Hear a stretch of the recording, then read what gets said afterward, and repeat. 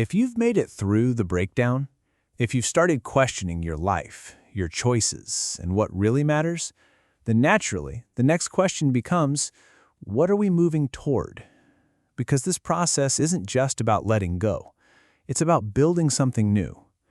For a long time, the way we've lived has been shaped by competition, pressure, and individual success. Who gets ahead? Who has more? Who wins? And while that created structure, it also created disconnection from ourselves, from each other, from what actually matters. So as awareness grows, a different direction starts to emerge. Not all at once, not perfectly, but gradually. You begin to see people choosing differently. Work that feels meaningful, not just profitable. Relationships built on honesty, not just convenience. Communities centered on support, not just status. These aren't trends, they're signals. Signals that priorities are shifting. At the core of this shift is a move from me to we. Not in a forced way, but in a natural one. Because when you become more aware, you start to recognize how connected everything is.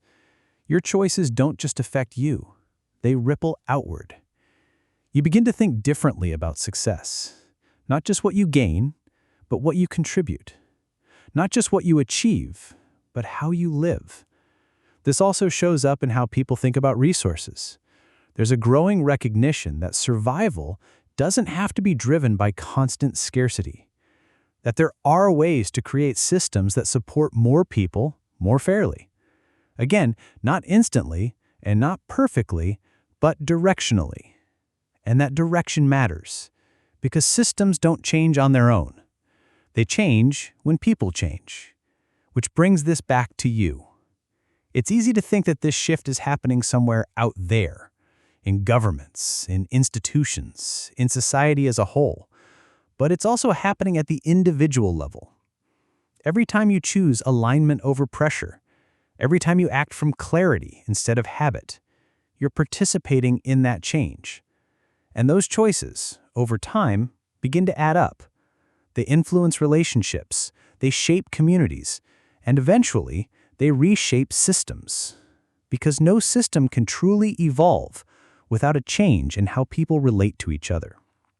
So this next phase isn't about waiting for a new world to appear.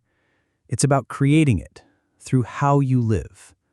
More aware, more intentional, more connected.